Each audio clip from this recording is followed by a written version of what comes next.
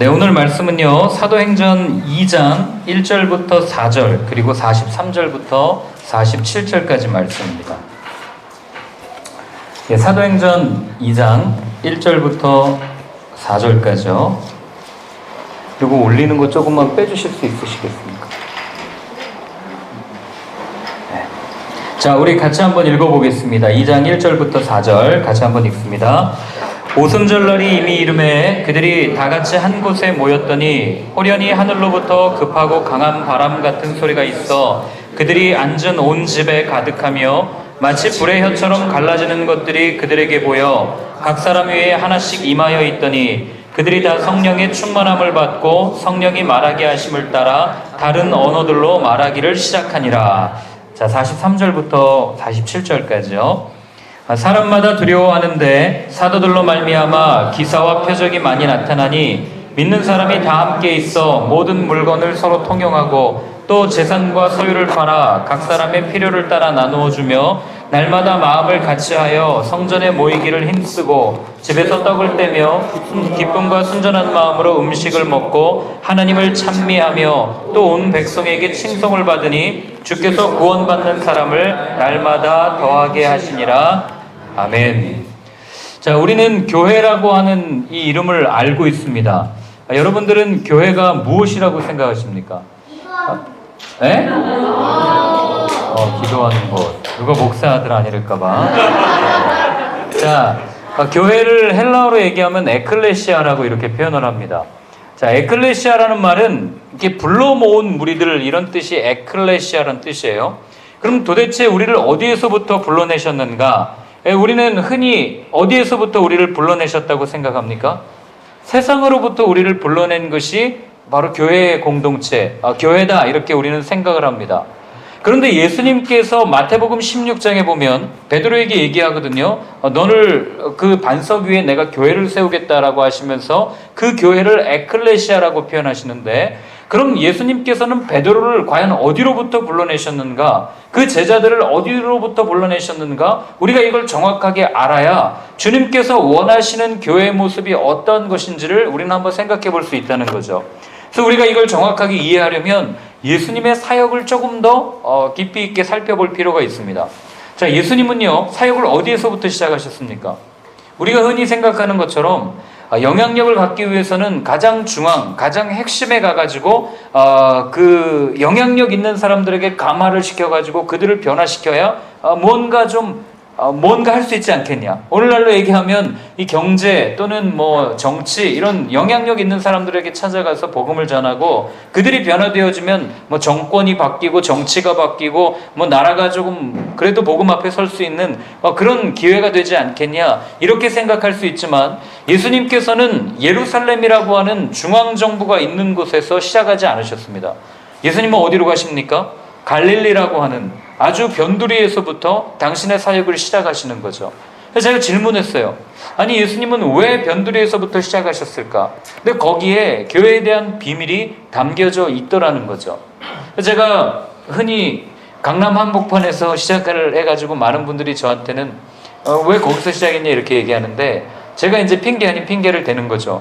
강남이라고 해서 가로수길이라고 해가지고 뭔가 되게 화려할 것 같고 좋을 것 같지만 사실은 이곳이 가장 변두리다. 왜 변두리입니까? 이곳을 지나다니는 사람은요, 영적인 것에 관심이 별로 없습니다. 예수님의 이야기가 무엇인지, 복음이 무엇인지 별로 관심이 없어요. 그러니 어떻게 보면 우리 입장에서는 굉장히 변두리 중에 변두리가 바로 여기가 아닌가 이런 생각을 하게 되는 거죠. 뭐 어쨌든 예수님께서는 그 변두리에서부터 시작하시는 게 우리에게 어떤 사인을 주시는가? 숨막히도록 거대한 성전이 있는 예루살렘이 아니라 숨막히도록 이 화려한 예배가 있고 많은 사람들을 압도하는 이런 예전이 있는 그런 예루살렘 성전이 아니라 왜 하필 변두리 이 갈릴리에서부터 시작을 하셨는가? 우리는 생각해 볼 필요가 있는 겁니다. 여러분, 성전이 어떤 곳이에요? 하나님께서 모세에게 성막이라고 하는 설계도를 직접 주신 곳이 성막이죠. 그리고 그 성막이 광야를 거치면서 나중에 정착하게 되고 다윗이 마음을 먹고 나 이제 좀 하나님을 위한 집을 좀 건설하겠습니다 라고 하는 마음으로 지어놓은 것이 성전입니다. 근데 다윗이 못 짓죠. 하여튼 이 성전이라는 헤브리어래요. 히브리어가 헤칼이란다는데, 자꾸 헤칼인데 이걸 안 잊어버리려고 제가 하다가, 헤칼이란다는데 이게 뭐냐면 왕궁을 뜻하는 단어예요. 그러니까 다윗은 하나님께서 머무시는 왕궁을 건설하고 싶어 했던 거죠. 근데 하나님께서는 다윗한테 분명하게 이야기합니다. 네 손에 피가 너무나도 많기 때문에 너는 그 왕궁을 지을 수 없고 네 아들이 그걸 지을 거다라고 얘기해요. 그래서 솔로몬이 그 왕궁을 건축하고 마무리를 짓습니다. 그러면 하나님의 임재가 있었던 그 성전이 예수님이 오시기 전까지 정말 좋은 성전의 모습이었는가? 그렇지 않다는 걸 우리는 알죠. 금방 변질됩니다. 언제 변질됩니까? 솔로몬 때부터 변질되기 시작해요. 뭐 정책 때문에 그랬는지 모르겠지만 여기 가서 공주 데려오고 저기 가서 공주 데려오고 이 나라를 유지하기 위해서 이 종교라고 하는 것이 정치적인 세력과 결합되었을 때 얼마나 타락하고 얼마나 이 안 좋은 모습으로 변질되는지 우리는 솔로몬 때부터 살펴볼 수가 있는 거죠. 그리고 나서 남북이 갈라집니다. 그리고 나서 어떻게 됩니까? 이 북이스라엘과 남유다로 갈라진 이후에 북이스라엘에서 가만히 봤더니 이 사람들이 율법에 따라서 1년에 3번 성전에 가서 예배를 드려야 되는데 이 경계선을 넘어서 남쪽으로 간단 말이죠. 그러니 남쪽에서 만약에 사람들을 다 받아들인 다음에 이 철책을 딱 닫아버리면, 그땐 철책이 없었겠지만 경계를 딱 닫아버리면 이 국력이 갑자기 확 약해지는 거 아니겠어요? 그래가지고 이 사람들이 뭘 만듭니까? 베델과 단에다가 황금 송아지를 만들어 놓고 여기가 하나님의 성전이라고 그렇게 말을 하는 거죠. 그러니까 아론이 했던 짓거리랑 똑같은 짓거리를 이 사람들이 하기 시작하는 겁니다. 그때부터 성전은 변질되기 시작했고 부패하기 시작했고 하나님을 섬겨야 될 성전이 이 정치 권력과 이게 결탁되면서 얼마나 하나님의 이름은 부르지만 하나님과는 거리가 먼 그런 삶을 살았던 사람들의 모습이 사실 성경의 이야기 아닙니까? 얼마나 부패했으면 하나님이 대놓고 뭐라 그러는지 아세요? 여러분 아마 성경 통독할 때 얼마 전에 우리가 읽었는데 이사야서 1장 한번 펴보실래요? 이사야서 1장 11절부터 14절까지만 한번 같이 읽어보겠습니다. 이사야서 1장 11절부터 14절까지요. 같이 한번 읽습니다. 여호와께서 말씀하시되 너희의 무수한 재물이 내게 무엇이 유익하뇨? 나는 수량의 번제와 살찐 짐승의 기름에 배불렀고 나는 숫송아지나 어린 양이나 수렴소의 피를 기뻐하지 아니하노라. 너희가 내 앞에 보이러 오니 이것을 누가 너희에게 요구하였느냐? 내 마당만 밟을 뿐이니라. 헛된 재물을 다시 가져오지 말라. 분향은 내가 가증히 여기는 바요 월삭과 안식일과 대회로 모이는 것도 그러하니 성회와 아울러 악을 행하는 것을 내가 견디지 못하겠노라. 내 마음에 너희의 월삭과 정한 절기를 싫어하나니 그것이 내게 무거운 짐이라 내가 지기에 곤비하였노라. 아멘. 하나님 대놓고 말씀하시는 거예요. 이렇게 수많은, 오늘날로 얘기하면 각 교회마다 지방마다 지역마다 얼마나 많은 예배가 드려지는데 내가 그 예배에 역겹다는 겁니다. 예배를 명령하신 분이 하나님이세요. 제사를 명령하신 분이 하나님이십니다. 그런데 뭐라고 말씀하시는 거예요? 그 꼴 보기 싫다는 겁니다. 이 사람들이 얼마나 화려하게 예배를 드렸는지 몰라요. 이사야가 살던 시대에는요, 이 왕이 누구였냐면 우리 맨 위에 보면 우시아, 요담, 아스, 히스기야 이렇게 되어 있죠. 우시아는 제2의 다윗으로 불리우는 굉장히 이 경제정책, 농업정책으로 유명한 왕입니다. 오늘날로 얘기하면 매년 이 경제 성장률이 막 2자릿수 이상으로 올라가는 그런 시대였어요. 그러니 예배는 얼마나 화려해졌겠습니까? 우리나라 보십시오. 1980년대, 90년대 교회가 얼마나 화려합니까? 뭐 온 교회마다 부흥회 안 하는 곳이 없고 뭐 헌금 얘기하면 안 갖다 바치는 사람이 없고 그리고 또 교회는 얼마나 화려해졌습니까? 그런데 하나님께서는 그 예배를 보시면서 하는 얘기가 역겹다는 거예요. 이게 이사야 시대만 그런 줄 아세요? 예레미야 한번 보실래요? 예레미야 7장입니다. 예레미야 7장 1절부터 4절까지만 한번 읽어볼게요. 예레미야 7장 1절부터 4절 같이 한번 읽습니다. 여호와께로부터 예레미야에게 말씀이 임하니라. 이르시되 너는 여호와의 진문에 서서 이 말을 선포하여 이르기를 여호와께 예배하러 이 문으로 들어가는 유다 사람들아 여호와의 말씀을 들으라. 만군의 여호와 이스라엘의 하나님께서 이와 같이 말씀하시되 너희 길과 행위를 바르게 하라. 그리하면 내가 너희로 이곳에 살게 하리라. 너희는 이것이 여호와의 성전이라 여호와의 성전이라 여호와의 성전이라 하는 거짓말을 믿지 말라. 이 하나님이 직접 하신 말씀이에요. 이 당시 제사장들과 많은 거짓 선지자들은 이 예루살렘 성전이 하나님의 임재가 있는 하나님의 성전입니다라고 끊임없이 주장했고 그것에서 얼마나 많은 예배를 드렸는지 모릅니다. 근데 하나님께서 대놓고 뭐라고 그러세요? 이곳이 여호와의 성전이라고 하는 말을 뭐 하라고요? 믿지 말라라고 분명하게 말씀을 하시는 겁니다. 어디서부터 잘못됐을까요? 왜 하나님은 예배를 드리라고 해놓고 그 예배를 드리는 사람들한테 이거는 성전도 아니야, 여기서 예배 드릴 필요가 없어, 이렇게 말씀을 하셨을까요? 예수님께서 오신 이유가 이겁니다. 왜 오셨어요? 두 가지 목적 때문에 오셨습니다. 첫 번째, 백성들을, 하나님의 자녀들을 이 성전으로부터 구출해내기 위해서 오신 거예요. 성전이라고 하는 거대한 건물로부터 자기 자신이 스스로가 성전이 되어주셔서 그분을 따르는 모든 사람들이 하나님 앞에 교회가 되게 하기 위해서 예수님은 오셨단 말이죠. 두 번째로 왜 오셨습니까?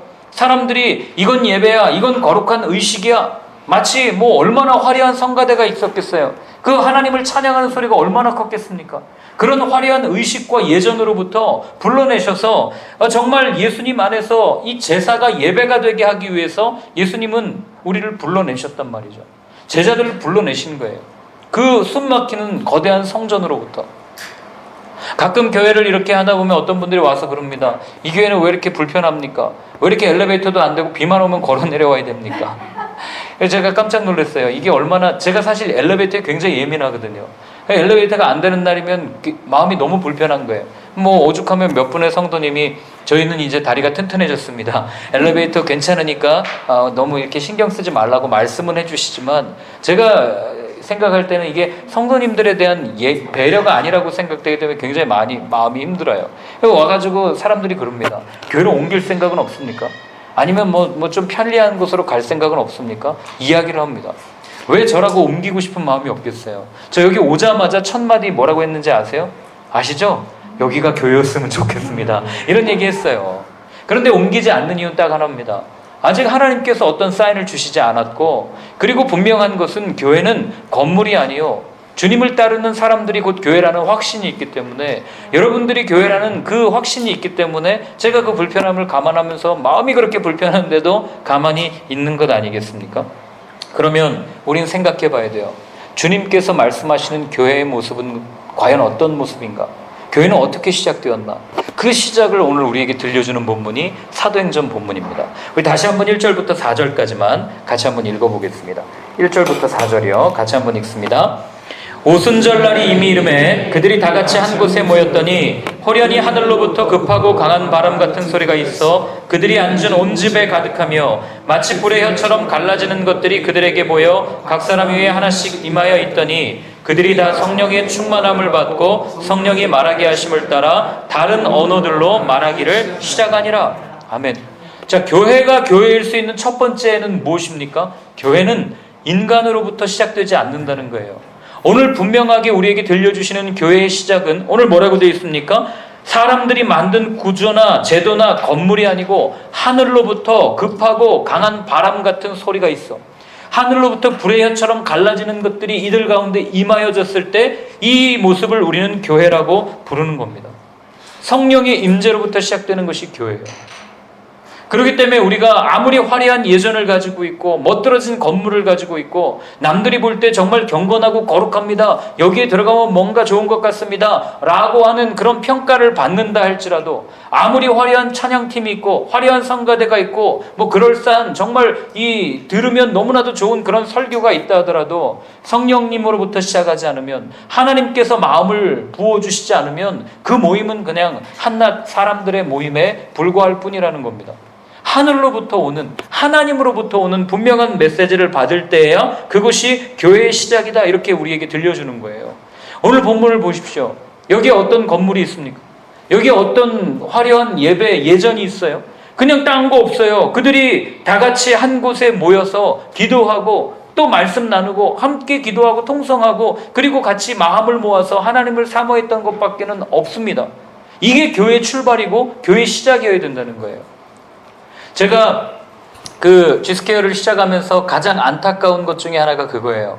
교회를 시작할 때 사실은 그냥 이렇게 몇 사람이 모여서 기도하면서 교회가 이루어지기를 바라면서 같이 성령 충만하고 이게 이렇게 점점 돼서 여기가 너무 은혜로우니 이렇게 교회가 시작되었으면 했는데 뭐 여러 가지 사정상 뭐 전에 있던 교회에서 숨터로 제공하고 여기서 예배가 있다 보니까 그냥 교회가 되는 그런 우리가 과정을 겪어왔지만 지금부터라도 우리가 정말 하늘로부터 오는 하나님의 메시지 그리고 하나님의 분명한 뜻 이걸 붙잡고 가지 않으면요. 지금 우리가 지금 주일날 예배 때 한 60명, 70명 모이지만 사람들은 놀래요. 강남 한복판에서 1년 사이에 그렇게 많이 모였냐 얘기하지만 사실 저는 사람 숫자에 별로 관심이 없다고 하면 거짓말이지만 거짓말이에요. 저기 불꽃 같은 눈으로 또 저를 보고 있기 때문에 제가 거짓말할 수는 없지만 그러나 그게 중요한 게 아니라는 거죠. 여러분 성령의 이 임재로부터 시작하지 않으면 그건 교회가 아니라 모임이라고 말씀드렸죠. 그래서 요즘에 저희가 그 창세기 아침 예배 때마다 나누지 않습니까? 그 큰 타이틀을 제가 뭐라고 잡았는지 혹시 기억하세요? 네, 첫 교회의 시작 이렇게 잡았습니다. 왜 그렇게 잡은지 아십니까?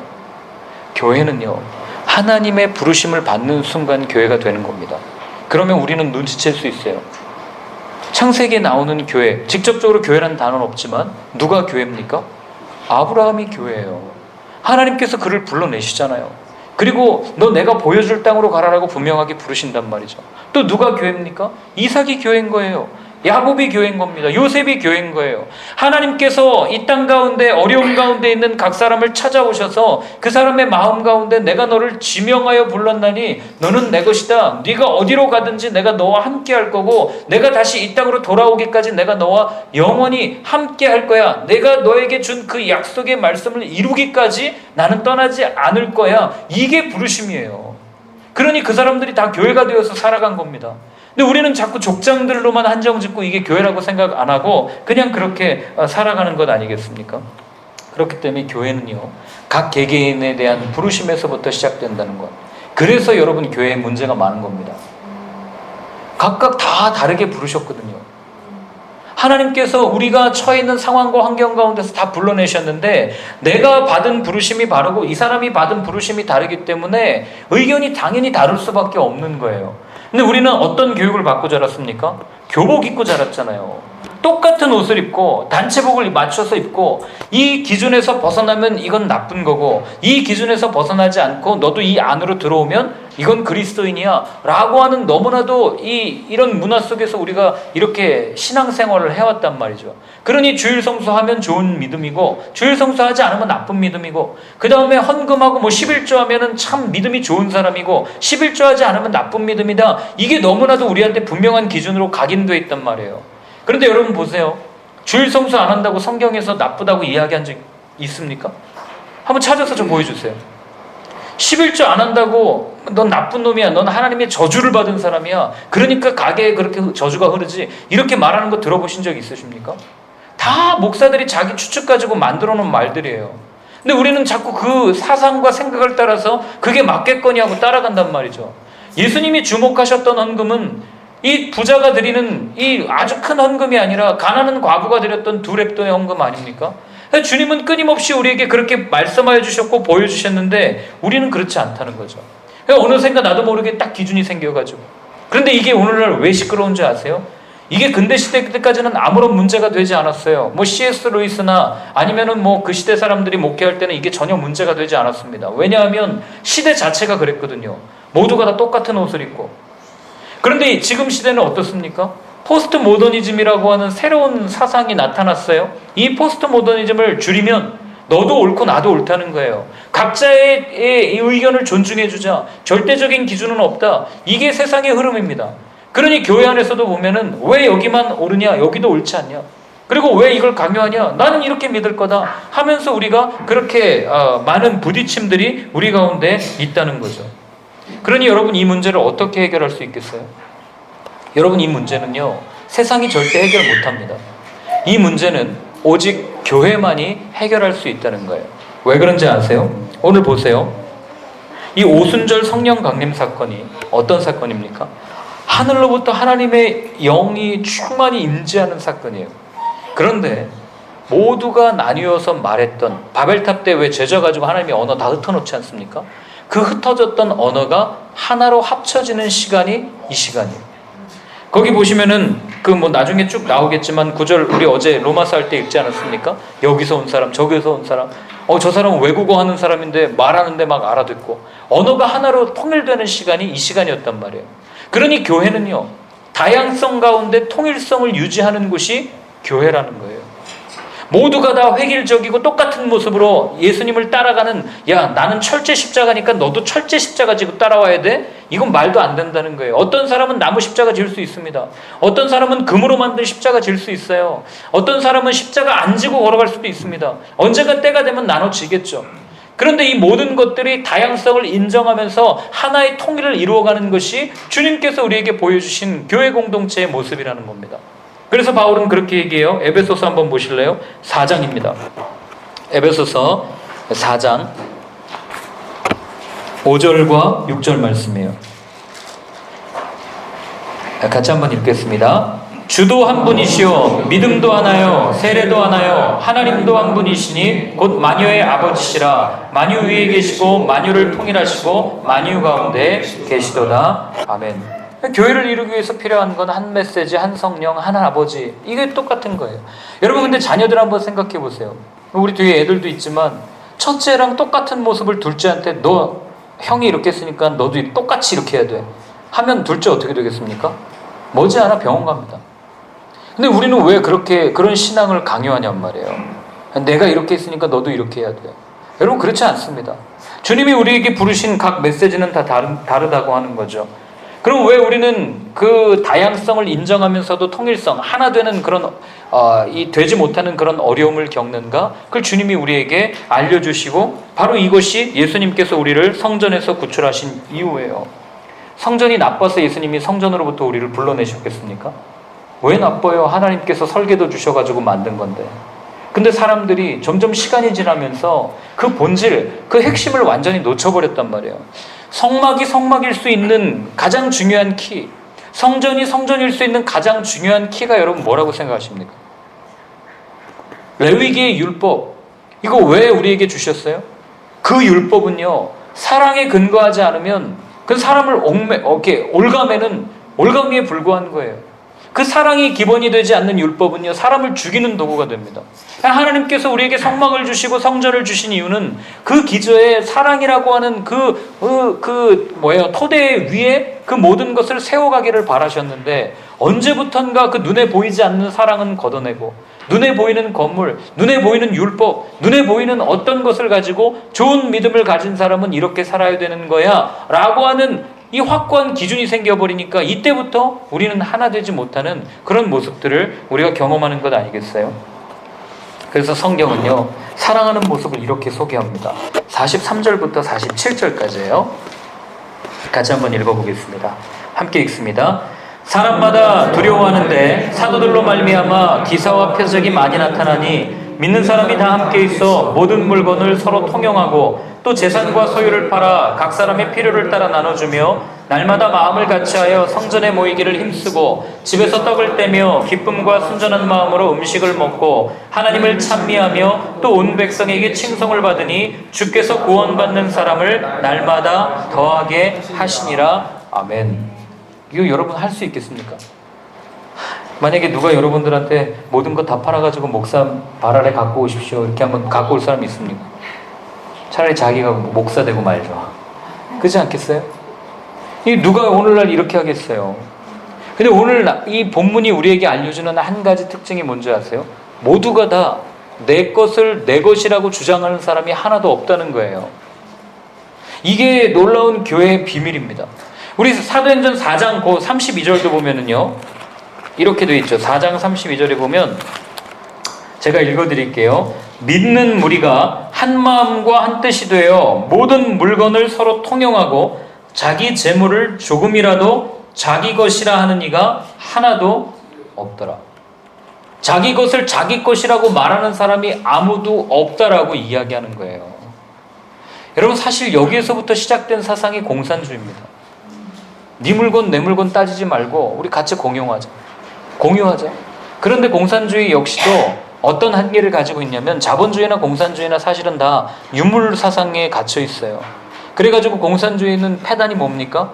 모두가 다 공유하는데 그게 결국 한 꼭대기에 딱 모이잖아요. 그래서 성경에서부터 시작됐지만 성경적이지 않은 사상이 공산주의 사상입니다. 사회주의 사상이에요. 왜 그 꼭대기에 있는 사람들은 왜 재산을 소유합니까? 말도 안 되는 거죠. 근데 오늘 본문에 보면 뭐라 그러냐면 아무도 자기의 것을 자기의 것이라고 주장하는 사람이 없었단 말이죠. 이게 교회된 사람들의 특징이에요. 소유욕에서부터 풀려난 겁니다. 내가 교회를 다니고 내가 예수님을 따라가는데도 여전히 소유욕이 있다면 여러분 우리는 멈춰서서 한번 생각해 볼 수 있어야 됩니다. 내가 정말 그리스도인인가? 옆에 있는 형제자매의 아픔을 바라보면서도 내 배에 불리기에만 혈안되어 있는 내 모습을 본다면 정말 우리가 그리스도인이 맞나? 내 형제가 물론 요즘은 형제자매가 깨져가지고 그렇지는 않겠지만 내 자녀가 그렇게 굶주려 있다면 나는 내 배 불리기에만 그렇게 신경을 쓰고 살 것인가? 우리 이 질문 앞에 서면 사실 숙연해질 수밖에 없는 것 아니겠어요? 반면 세상 사람들은 어떻게 사는지 아세요? 죄송하지만 우리랑 똑같이 삽니다. 창세기 한번 보실래요? 31장이에요. 창세기 31장 43절. 라반의 모습인데 이 모습이 우리 모습이랑 똑같습니다. 같이 한번 읽습니다. 라반이 야곱에게 대답하여 이르되 딸들은 내 딸이요 자식들은 내 자식이요 양떼는 내 양떼요 내가 보는 것은 다 내 것이라 내가 오늘 내 딸들과 그들이 낳은 자식들에게 무엇을 하겠느냐. 라반 뭐라 그럽니까? 다 내 거다 그렇게 얘기하죠. 이게 은혜 받지 못한 사람의 특징입니다. 나누질 못해요. 여전히 욕심에 묶여 있습니다. 오늘날 세상을 보십시오. 저는 이렇게 세상 놓고 기도하면서 정말 오늘날 제2의 마르크스가 안 나오는 게 참 다행이다 이런 기도를 드립니다. 마르크스가 왜 혁명을 일으켰는지 아시잖아요. 가진 것으로 판단되고 평가되는 세상에 반기를 든 게 막습니다. 오늘날 젊은이들이 정말 평생 이래도 집 하나 가질 수 없잖아요. 부모 잘 만나지 않으면. 부모가 돈이 없으면요 결혼식도 제대로 못하는 게 오늘의 세상 아닙니까? 근데 우리 교회에도 그런 청년들이 있습니다. 근데 우리는 얼마나 그들에게 관심을 가지고 있어요. 뭐 간식 한번 사준다고 걔네들이 감사합니다 그러고 풀리겠습니까? 안 그렇습니다. 여러분 오늘날 사회가 얼마나 분열되어 있고 얼마나 균열되어 있고 이 세상 가운데 우리가 어떻게 이 복음을 전해야 될지를 진짜 진지하게 고민하지 않는다면요. 제가 그래서 가끔 그런 얘기 드리죠. 교회가 다시 한번 세상으로부터 인정받을 수 있는 유일한 한 가지 방법, 교회가 가지고 있는 재산 풀면 됩니다. 지금 각 지방마다 교회들이 가지고 있는 기도원, 수도원들, 그 다음에 수양관들 불 꺼놓고 노는 데가 얼마나 많아요. 주중에 교회들, 서울 시내 그렇게 큰 공간을 가지고 있는데 그 주일날 예배 한 번 드리겠다고 그 넓은 공간 갖고 나머지 다 불 꺼놓고 지내는 공간들이 얼마나 많냔 말이에요. 그 거대한 주차장을 가지고 이웃 주민들에게 오픈하지 않고 그래놓고 그냥 우리 교인들만 여기에 됩니다. 그럼 거기에만 돼야지 왜 다른 사람들이 되는 주차장엔 또 돼가지고 그럼 민원 들어가고 그런 일들을 우리가 경험해야 되냔 말이에요. 그러니 여러분 우리는 어쩌면 그리스도인 교회라고 살면서 교회가 안 된 그 모습을 가지고 내가 교회인 줄 착각하고 살아가는 그런 모습으로 살 때가 있지는 않은지 우리가 한번 돌아봐야 되지 않겠습니까? 사실 제가 이런 메시지를 강남 한복판에 있는 교회에서 드린다는 게 참 부담스러워요. 여기 계신 분들 중에 가난하게 사시는 분이 과연 몇 분이나 있겠습니까? 다들 우리의 소유를 가지고 살아가는 사람들 아니겠어요? 그런데 그런 분들에게 소유 욕심 품지 말라고 얘기하는 거 이게 참 쉽지 않더라고요. 제가 솔직하게 이 설교를 준비하면서 주님 앞에 물었어요. 주님 이거는 좀 안 하면 안 되겠습니까? 이거 하면 괜히 또 상처받으면 저 또 힘들어지는데 그러면 안 되겠습니까? 근데 몇 번을 기도했는데도 이 마음을 주셨습니다. 어쩌면 우리는 그리스도인이요 십자가를 지고 가는 사람들이라고 자부하고 있을지 몰라도 우리를 바라보는 주님의 시선은 바산에 살찐 암소들아 이렇게 말하고 있는지도 모르겠어요. 너희 배 부르기만 급급하고 여전히 세상 가운데 복음을 듣지 못하고 굶주려 있는 어쩌면 우리 공동체 안에서도 여전히 힘들어하는 그들을 바라보면서 아무런 연민, 아무런 긍휼을 느끼지 못한다면 참 안타까운 거죠. 근데 이게 참 쉽지 않은 거예요. 여러분 제가 저희 아내랑 얘기할 때 그런 얘기해요. 만약에 우리에게 자녀가 있으면 어떻게 할까? 근데 제가 제가 고양이 2마리 키우거든요. 고양이 2마리 키우는 제 모습을 보면서 놀랄 때가 있습니다. 밖에도 길냥이들이 있어요. 사실 그 길냥이들 때문에 고양이가 생겼는데 그 길냥이한테 주는 사료는요 그냥 제일 싼 거 삽니다. 근데 집에서 기르는 고양이에게 주는 사료는요 그거보단 조금 높은 등급을 사요. 제가 그런 제 모습을 보면서 가끔 아내한테 그래요. 똑같은 거 사주면 안 될까? 네, 그래가지고 이제 건식 사료를 똑같은 걸로 바꾸기 시작했지만, 여러분 우리가 그래요. 우리 자녀들한테는요 제일 좋은 거 주려고 그럽니다. 그런데 우리가 함께 형제자매 됐다고 이야기하면서 눈물 흘리고 아파하는 형제자매들한테는요 그렇게 안 합니다. 이게 여러분 우리의 이기심이요, 이게 우리가 정말 똑바로 걷고 있는지 안 걷는지를 보여주는 판단이에요. 뭐 제가 조금 강하게 말씀드리는 건지 모르겠지만, 왜 우리는 못 나눌까? 이걸 한번 고민해 봤어요. 왜 나는 못 나눌까? 이유는 딱 하나입니다. 세상의 흐름이 그래요. 이 시대를 소비사회라고 그러죠. 그래서 그 누구예요? 그 유명한 저기 누구예요? 플라톤이라고 하는 사람은요 소비함으로 인해서 내 존재를 확인한다고 그래요. 내가 무언가를 구매하고 소비하면서 아 내가 이런 존재구나. 그리고 유명한 그 장 보드리아르라는 사람은 뭐라고 그러냐면 현대사회를 소비사회라고 정의합니다. 그래서 기호화되는 이 브랜딩이라고 하죠. 이런 사회에 주목해가지고 소비를 하나의 사회적 언어로 봤어요. 무슨 얘기냐면 우리가 스타벅스라고 하는 또 우리 형제님이 계시기 때문에 굉장히 좋아하는 브랜드지만 스타벅스 사람들이 왜 구매를 할까를 가만히 보면 스타벅스 커피가 맛있어서 구매하는 게 아니라는 거예요. 스타벅스가 갖고 있는 브랜드, 그 하나의 기호학, 하나의 사회에서 약속되어진 그걸 가지고 그 기호를 구매한다는 거예요. 나는 그래도 스타벅스를 먹을 수 있는 그런 능력이 있지. 나는 커피는 스타벅스야. 뭐 이러면서.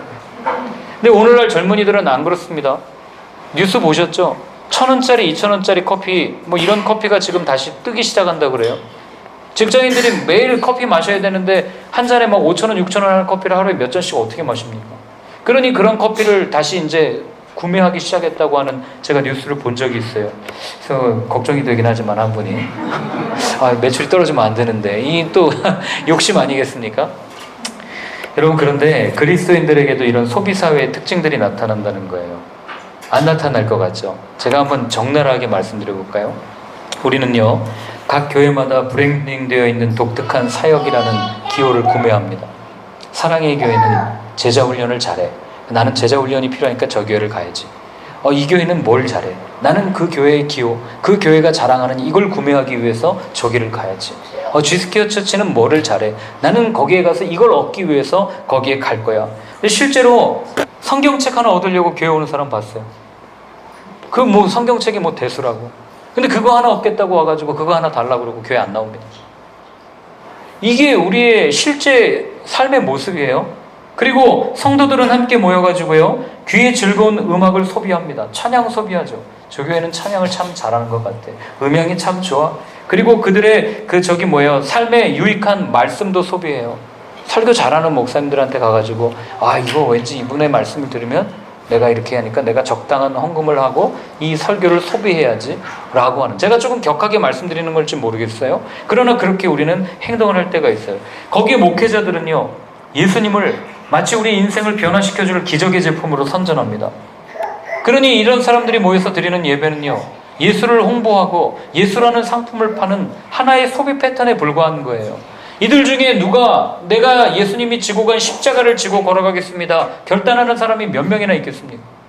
과연 우리가 교회가 되었다고 이야기하는데 예수님께서 말씀하신 대로 내가 한번 살아보겠습니다 결단하는 사람이 어디 있겠냔 말이에요. 아까도 그 김성애 목사님이랑 이야기하는데 그런 말씀 하시더라고요.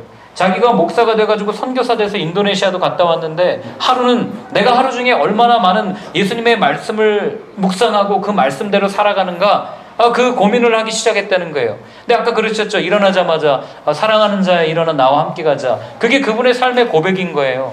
자기가 목사가 되고 선교사 돼가지고 수많은 사역을 감당했는데 가만히 하루를 돌아봤더니 내 삶에 예수가 없다는 겁니다. 예수님을 전하고 있는데 내 삶에는 예수 입으로만 얘기하고 내 삶 속에 예수의 어떤 모습도 없다는 거예요. 충격받아가지고 내가 이렇게 하면 안 되겠거니 해가지고 그 사역을 접고 한국에 다시 들어와서 시작한 게 그 유기성 목사님과 함께한 예수 그 일기인가요? 그걸 시작했다는 거예요. 여러분 어쩌면 우리가 이렇게 되는 것 아니겠어요?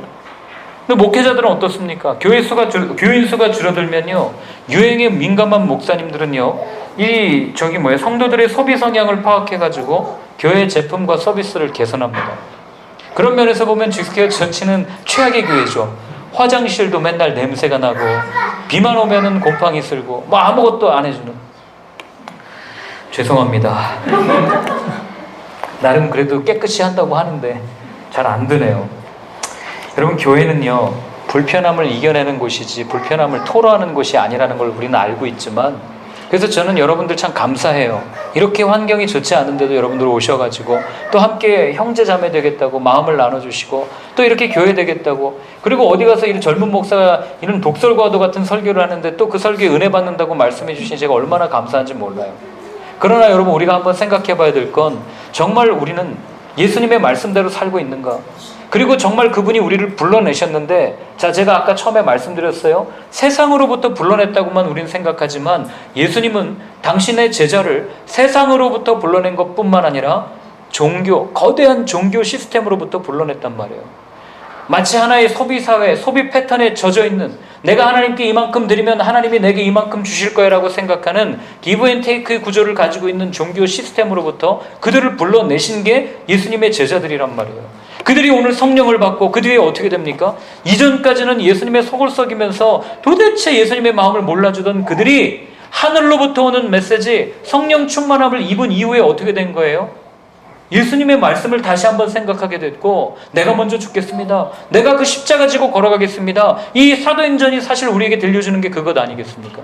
그렇기 때문에 오늘날 여러분 정말 그리스도인으로 살고 싶으십니까? 진짜가 되고 싶으십니까?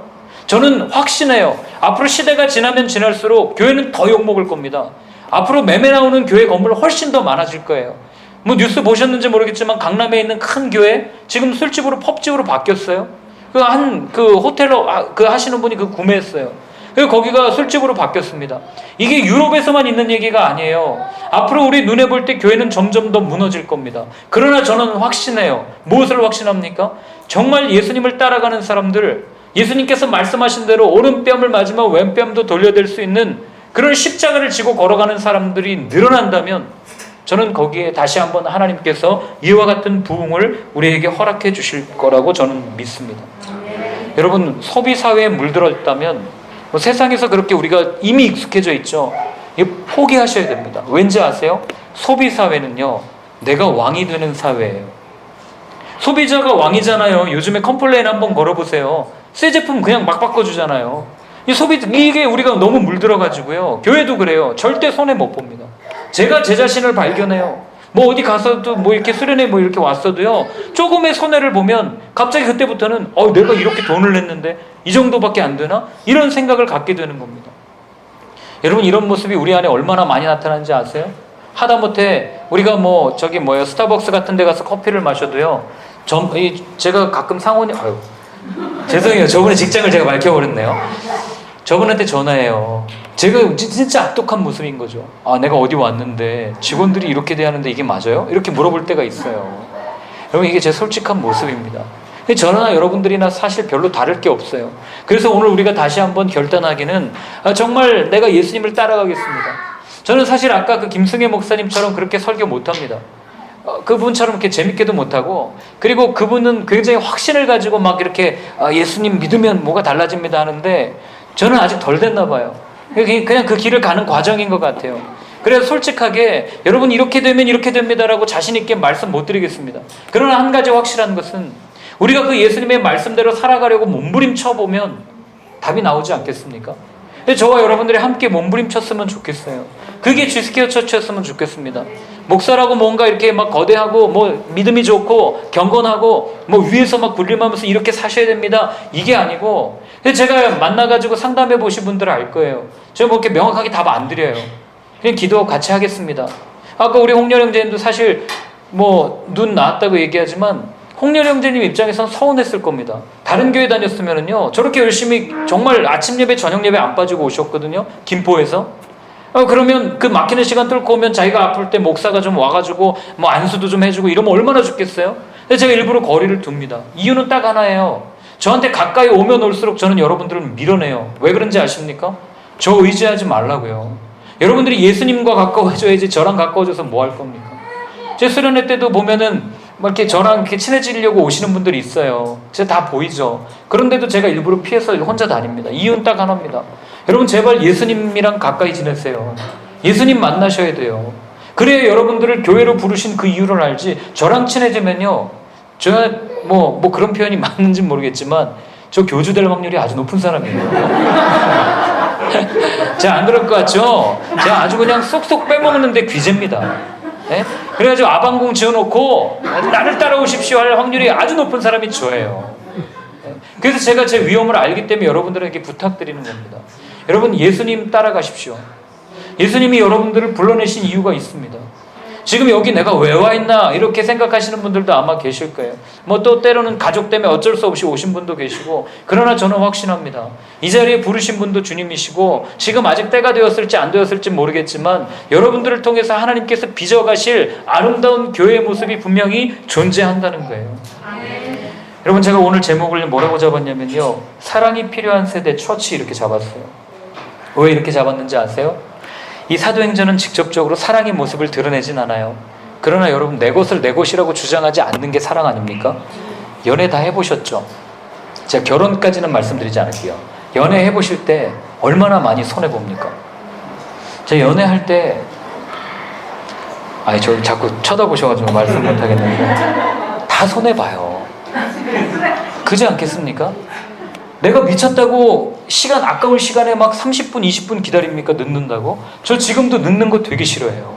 왜 내 시간을 빼서 이런 생각을 갖고 있는 사람입니다. 근데 연애할 때 제가 한 번은요, 기다렸어요. 얼마나 기다렸는지 아시죠? 제가 그때 진짜 여기까지 찼어요. 그래 안경 집어 던졌습니다. 얼굴 보자마자 뭐 하는 거냐고. 헤어질 뻔했어요. 그때 제가 주님이 역사하셨죠 그때. 네, 안 그랬으면 저 결혼 못했을 겁니다. 네.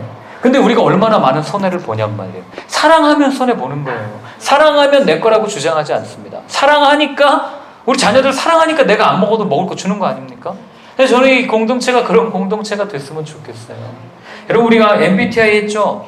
제가 아침 예배 때도 말씀드렸지만 또 이걸 제가 사실 고민했어요. MBTI를 할까 말까를 고민했어요. 왜냐면 이거 하면 다 그렇게 봐요. 그냥 마치 스카우터 드래곤볼에 나오는 이거 낀 것처럼 딱 봐가지고 이 아이 뭐 이러면서 다녀요. 근데 제가 이걸 굳이 했던 이유가 있어요. MBTI 묶이시면 안 됩니다. 아시겠습니까? 제 MBTI 밝혀드려요. 제가 그 비싼 돈 내고 그 제대로 검사 받으려면 돈 10만 원 내야 되거든요. 그거 내고 받았을 때 ENTJ에 나왔어요. 앞뒤 가리지 않고 일만 생각하는 사람입니다. 그런데 뭐 다들 또 고개를 끄덕이시는 거예요. 그런데 저는 관계별로 중요하지 않아요. 그래서 뭐 교회에서 뭘 해도요, 같이 뭘 하면 주일날 예를 들어서 주보가 나와 있어야 되잖아요. 그럼 왔으면 보통은 전사님들의 얼굴을 보면서, 다른 목사님들의 얼굴을 보면서 주보가 안 나와 있으면 무슨 일 있어? 이게 정상이잖아요. 저는 그렇게 안 물어요. 주보 어떻게 됐어? 이거부터 묻는 사람이에요. 그리고 제가 조금 상황이 어려우면 바뀌어요. 힘들면 뭐로 바뀌냐면 ENTP로 바뀌어요. 열받으니까 그냥 마음대로 하는 거죠. 앞뒤 안 재고. 이런 기질을 가지고 있단 말이에요. 그런데 여러분 우리가 왜 MBTI 묶이면 안 되냐면 하나님께서 우리를 빚어가신다면서요. 근데 왜 하나님께서 빚어가시는 그 시간과 그 모든 것을 제한시켜가지고 이 사람은 그냥 이런 사람이야 라고 낙인 찍어버리냔 말이에요. 아까 김성애 목사님 그런 얘기 하셨죠? 자기는 원래 운전할 때가 아직도 못 참는 기질인데 지금 그런 게 없어졌다고. 저도 그런 경지에 올랐으면 좋겠어요. 전 아직도 욱해요. 아니 어디서 헤드라이트 막 이렇게 하면서 갈 때가 있습니다. 자주 그러진 않아요. 제 아내는 제가 운전하는 차 타면 꼭 옆에 이걸 꼭 잡아요. 이렇게. 제가 그래서 손을 좀 제발 좀 놔라. 내가 오늘 천천히 운전할게. 이래도 꼭 잡습니다. 제 딴에는 천천히 하는 거거든요. 아니 뭐 도로에서 80도로에서 100 밟으면 천천히 가는 거죠. 이러고 가는데, 그런데 제가 언제부턴가 다시 브레이크 살살 밟기 시작했어요. 왜 그럴 것 같습니까? 싫은데 뭐 굳이 제가 할 필요가 뭐가 있겠어요. 사랑하면 바뀌어지는 것이고, 하나님으로부터 사랑을 받으면요, I인 성향이 E를 이해하고 E까지 될지는 모르겠어요. 그러나 E를 이해하는 상황이 될 거라고 저는 믿어요. 그래서 여러분 우리가 정말 예수형으로 바뀌어야지 자꾸 뭐 너는 E형, I형 이거 따져가지고 좋을 게 하나도 없다는 거예요. 그럼 MBTI는 왜 했냐? 딱 하나예요. 제가 아까 말씀드렸죠? 다 다르죠? 같은 MBTI도 다 다르죠? 이걸 말씀드리고 싶었던 거예요. 교회는 모두가 다른 사람들이 모여있는 공동체가 교회입니다. 내가 이런 기준을 가지고 있다고 해서 그거 너무 강요하지 마십시오. 그 강요해봐야 아무런 도움도 안 돼. 반발심만 생깁니다. 제가 내일 말씀드리려고 했는데 오늘 그냥 말씀을 드릴게요. 우리 퍼즐 다 찾으셨습니까? 아직 못 찾으셨죠? 제가 그거 찾으라고 숨겨놨을 것 같습니까? 찾지 말라고 숨겨놓은 거예요. 그 피스 어딨죠? 깍대기? 그 6조각밖에 안 돼요. 근데 뭐 그게 대단한 거라고 제가 깜짝 놀랐어요. 이렇게 열심히 찾으실 줄이야. 다음번 슬라이드 꼭 할게요. 그때는 찾을 수 있도록 해드리겠습니다. 여기 보시면 예수님 얼굴인데 6조각밖에 안 됩니다. 그 제가 숨기지 않았어요. 누가 숨겼는지 아세요? 우리 혜영자매님이 숨겼어요. 저도 어디 있는지 모릅니다. 관심도 없어요. 왜 그런지 아세요? 이것 하나씩 찾아봐야 퍼즐을 완성 못합니다. 그러니 하나 되는 게 그만큼 어렵다는 걸 알려드리기 위해서 제가 이걸 한 거예요. 선물 당연히 준비해왔죠. 아무도 못 받으시겠죠. 그래서 제가 여러분들에게 드릴 선물을 오늘 나누려고 다 준비했습니다. 네. 박수 안 치셔도 돼요. 이거 박수 안 치셔도 됩니다. 자, 그래서 제가 여러분들에게 꼭 드리고 싶은 거는요, 여러분, 교회는 문제가 많은 곳이에요. 그러나 동시에 문제가 풀리는 곳입니다. 여러분들, 제가 알아요. 각자가 얼마나 하나님 앞에 몸부림치고 있고 또 저한테 얼마나 서운한 감정을 느끼고 제가 모를 것 같죠? 다 압니다. 그런데도 멀리 떨어뜨려 놓는 이유는 지금 여러분들이 주님을 만나야 될 때이기 때문에. 이거 꼭 기억하시고, 아, 저 목사는 저렇구나. 너무 냉정해, 차가워? 아니요, 저 굉장히 따뜻한 사람입니다. 뭐야, 지금 뭐야, 아니야? 아니었어? 예. 그렇기 때문에 교회는 이런 곳이다라는 여러분들이 이해를 가지고, 그리고 앞으로 순회를 가도요, 모든 주제가 이렇게 들어갈 겁니다. G스퀘어, 커뮤니티, 처치, 이걸 가지고 계속 나눌 거예요. 이유는 하나입니다. 제가 전에 한번 말씀드렸죠. 3주년 때부터 이제 2년 남았습니다. 1년만 남았죠. 저희 흩어지는 연습할 거예요. 무별할 겁니다. 그리고 7주년이 되는 날 흩어질 겁니다. 그래서 그 훈련을 위해서는요, 여러분들이 주님 곁에 꼭 붙어 있지 않으면, 여러분, 이거 흩어지면 다 자멸이에요. 아까 사단이 어떻게 공격하는지 보셨죠? 어떻게 죽이라고요? 죽이시면 됩니다. 아시겠죠? 네, 그래서 우리 교회가 이런 교회라는 것 여러분들이 꼭 기억하셨으면 좋겠고, 앞으로도 모자란 게 많고 부족한 게 많을 거예요. 저라고 왜 하고 싶은 게 없겠어요? 저도 앞에다가 막 조명 만들어 놓고 뒤에 배경 이쁘게 만들어 놓고 누가 와도 정말 아름다운 교회입니다, 이런 거 왜 안 듣고 싶겠어요? 그러나 여러분, 그게 교회가 아니에요. 교회는, 따라해 보십시오. 교회는 납니다. 교회는 당신입니다. 이게 교회예요. 여러분, 이 진짜 교회를 놓치지 않는 여러분들의 삶이 되셨으면 좋겠습니다. 그래서 우리가 교회를 확인하는 오늘 통일성을 확인하는 성찬식을 할 텐데요.